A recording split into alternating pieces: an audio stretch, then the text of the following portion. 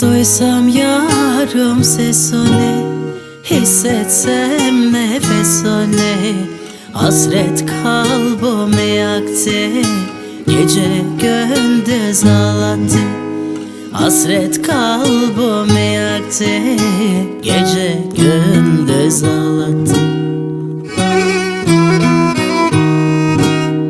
Ben geçtim buralardan, acep yarım geçer mi? O bana söz vermişti, hani sözleri hani. Ben geçtim buralardan, acep yarım geçer mi? O bana söz vermişti, hani sözleri hani.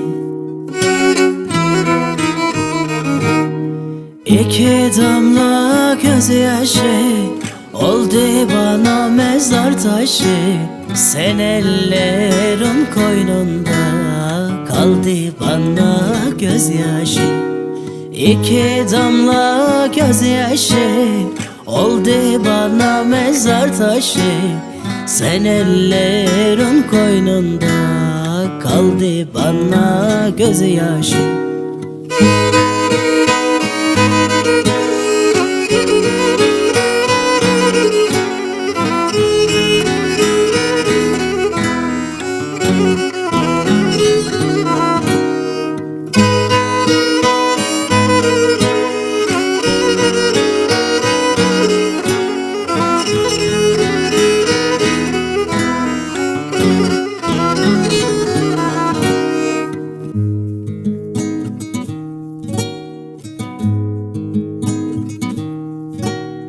Gece çöker üstüme, bulutları yayılır.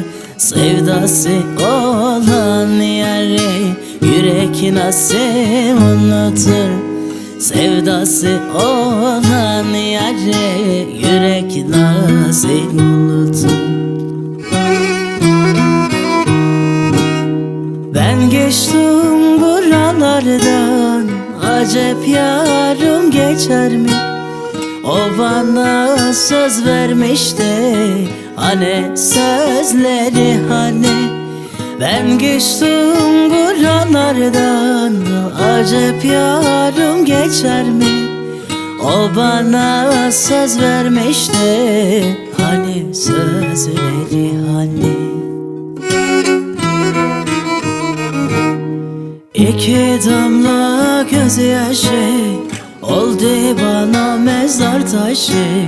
Sen ellerin koynunda kaldı bana gözyaşı.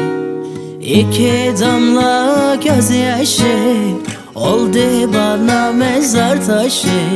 Sen ellerin koynunda kaldı bana gözyaşı.